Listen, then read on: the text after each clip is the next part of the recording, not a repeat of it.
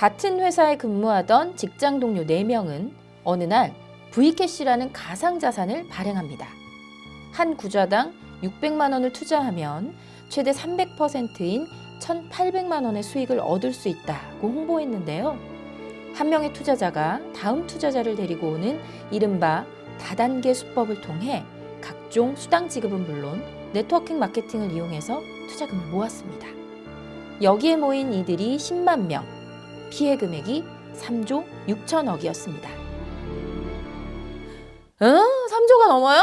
아, 이거 저 기억나는 것 같아요. 예전에 네. 왜 그 PD수첩에서 네, 막 이 사건은 정말 그쵸, 다뤘던 그 사건 아니에요? 네, 엄청나게 유명한 사건이고요. 10만 명. 이 사건이 언제였죠? 이게 이제 범행 자체는 2020년에 있었던 사건이고요. 판결은 지난해 2월 선고가 됐는데 이게 정말 그 다단계 사기 사건의 어떤 정말 대표격인 가상자산이 활용된 다단계 사기의 대표격인 사건이라고 볼 수 있고 이게 약간 어떻게 보면 세트처럼 붙어 다니는데요. 사기, 유사수신, 방문 판매법 위반. 방파는 저기 뭐 무슨 물건 파는 거 아니에요? 근데 방문 판매법 위반 규정 중에 이런 식으로 이제 그런 재화 같은 걸 가장해서 그 투자금 같은 거, 금전 같은 걸 이렇게 받는 이런 행위를 좀 규제하는 법이 있어요. 그래서 이게 흔히 말하는 이제 다단계, 불법적인 다단계 판매를 금지하기 위해서 만들어 놓은 법령이 있거든요. 그래서 이런 세 가지 법을 위반했다라고 해서 일단 기소가 됐고 나중에 보시겠지만 유죄는 나왔습니다. 네네. 이게 이제 이렇게 생각날 것 같아요. 그때 PD 수첩에서 한번 다뤘던 것 같아요. 막 맞습니다. 몰래카메라 해가지고 네네. 역삼동 이쪽 테헤란로에 막 빌딩 들어가면 막 설명해주고 할아버지 할머니들 그 퇴직금 다 넣으시고 막 눈물 흘리고 이랬던 것 같은데 용어가 세 가지가 나오니까 막 헷갈려요 갑자기. 네네. 유사수신행위법부터 좀 살펴볼까요? 유사수신은 이제 간단히 설명을 드리면은 결국에는 이제 이게 투자 같은 거를 하려면은 법령에 인허가 조건이 붙는 경우가 꽤 많거든요. 아 그쵸. 네네네. 근데 이제 이런 업을 하면서 인허가 안 받고 뭐 등록 신고 이런 걸 안 하고 투자를 받을 때 이 경우에 문제되는데 이 출자금의 전액을 혹은 이를 초과하는 금액을 주겠다라고 하고 받으면 그게 형사처벌 대상이에요. 그게 우리가 흔히 얘기하는 유사수신입니다. 네네. 자, 네. 방문 판매 위반. 네. 이 방문 판매는 저는 이제 물건만 생각했는데 말씀하신 대로 여기서 말하는 이제 방판법에서 말하는 이제 금지 사항은 다단계 판매 조직을 이용해서, 그러니까 다단계 판매 조직은 단계가 3단계 이상 있는 걸 말하는 겁니다. 그 다단계 판매 조직을 이용해서 이런 물건 이런 거 없이 재화 없이 금전 거래를 하거나 재화가 있는 것처럼 가장해서 거래하면은 바로 처벌을 합니다. 형사처벌을. 결국 이런 유사수신이나 방판법의 이런 규정들은 결국에는 불법적인 자금 모집을 못하게 하려는 거예요. 그런 어떤 입법 취지로 이런 조항들이 있는 겁니다. 네. 자, 이게 사기죄가 된 정황을 한번 살펴보도록 하겠습니다. 네. 이 사건의 스모킹건 무엇입니까? 정말 이 사건 워낙 큰 건이라 판결문을 보면 진짜 너무 많은데 중요한 것만 딱 4개 추려보면은요. 이제 이 사건에서 문제된 가상자산의 명칭은 V캐시예요. 근데 피고인들이 이 V캐시가 거래되는 거래소가 있었거든요. 예. 근데 그 거래소의 실적이 국내 업계 4위다라고 홍보를 한 거예요. 이걸 받을 때. 근데 사실 보니까 인위적으로 매도 매수 주문을 계속 넣어가지고 거래량을 펌핑 시켜놓은 거였어요. 그걸 속였다는 거죠. 네, 그게 이제 1번. 1번. 네, 결국 이것도 뭐 이건 시세 조작은 아니지만 거래량 조작이죠. 네, 이게 1번이고 두 번째는 이제 안심을 시키기 위해서 이런 얘기를 했는데 이때는 특근법이 나왔을 때거든요. 그 가상자산과 관련한 특근법이. 근데 특근법에서 정하는 인증을 지금 하고 있다. 준비가 되고 있다.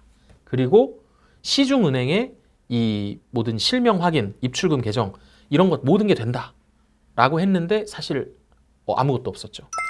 네, 이게 두 번째고 그 다음에 요 V캐시, 요 가상자산으로는 온라인 쇼핑, 온오프라인 쇼핑몰에서 상품 구입이 다 된다 했는데 그런 기능이 일체 없었습니다. 요것도 다 거짓말이었어요. 예, 그러니까 이 가상자산으로 그런 것들을 다 매매할 수 있다라고 했는데 그런 뭐 어떤 기술이나 어떤 이런 게 없었다는 거죠. 그리고 자 이제 투자를 하는 사람 입장에서 야, 투자금 떼이면 어떠지 이런 생각할 거 아니에요. 이 투자하는 투자 원금의 120%를 우리가 항상 보유하고 있다라고 홍보를 한 거예요. 근데 사실은 전혀 아니었던 거죠. 요렇게 크게 4가지가 투자를 받을 때 거짓말을 했던 핵심이었습니다. 야, 네네. 이 직장 동료 4분이서 어마어마한 걸 하셨네요, 진짜. 야, 간도 크죠. 간이 큽니다. 네네. 아니, 상장은 됐나요? 네네. 그러니까 이 사안은 상장 자체가 이슈는 아니었어요. 왜냐하면은 가상자산을 받는 게 아니고, 그러니까 가상자산을 받고 가상자산을 주는 ICO 같은 개념이 아니고요. 그냥 돈 받고. 예, 맞아요. 한화 돈을 받는 받고. 거예요. 한화로 600만 원을 입금하면 1,800만 원어치의 V캐시를 주겠다. 이렇게 된 받았어요? 거예요. V캐시는 받았어요? V캐시는 줬죠. 전자지갑으로? 네, V캐시는 줬어요. 그러면 이게 다 지급이 됐어요. 그 초기에는. V캐시가 상장이 되면 거래소에 네네네. 엑시트할 기회는 있었던 거 아니에요? 근데 이 V캐시가 상장된 거래소가 우리가 흔히 얘기하는 일반적인 국내 대형 거래소가 아니죠. 아, 네, 다만 이제 다른 좀 작은 거래소인데 자기들이 인위적으로 거래량을 펌핑 시켜놨기 때문에 사람들이 안심을 했던 거예요. 이게 결국에는 이익을 본 사람은 어쨌든 있긴 한 거죠.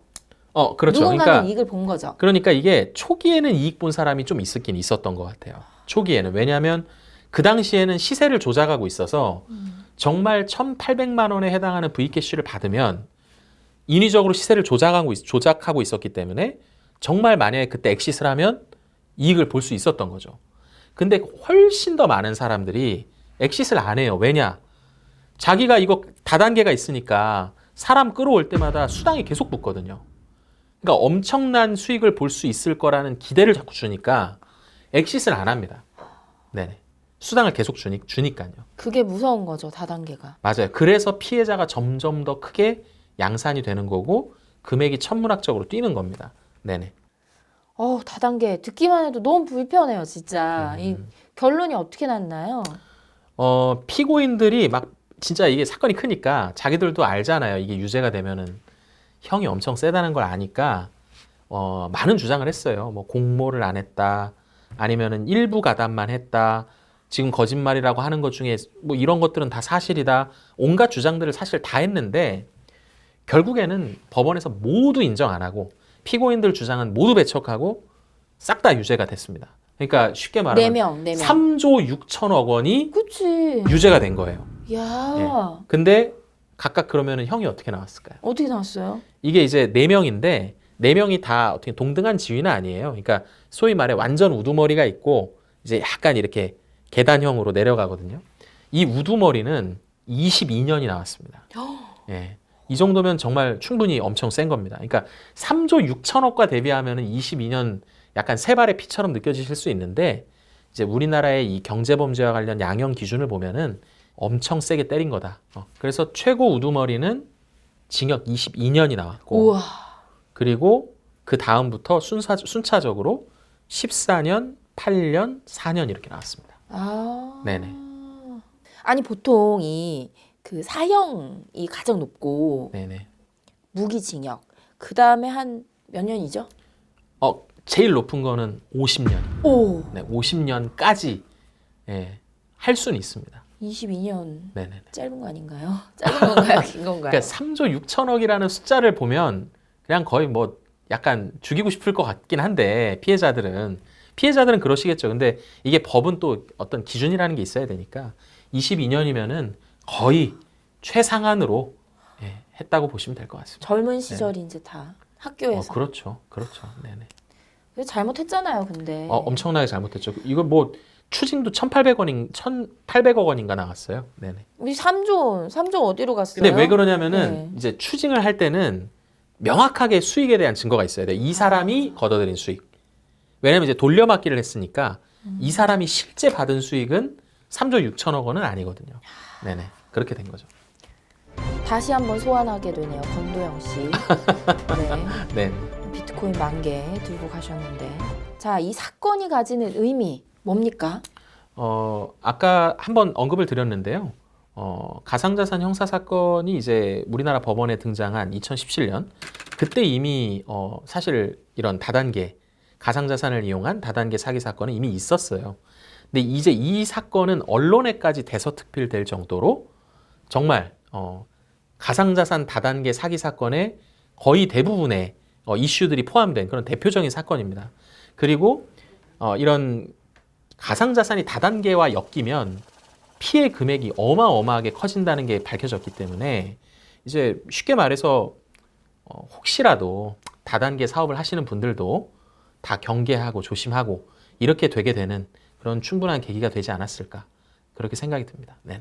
네, 저희가 유죄 네네. 판결 사례를 두 가지 살펴봤는데요. 이제는 노 변호사님의 네. 실제 사건 파일을 한번 네. 살펴보도록 하겠습니다. Never have to close the door. Been a long time, a year before, and I'm missing you so bad.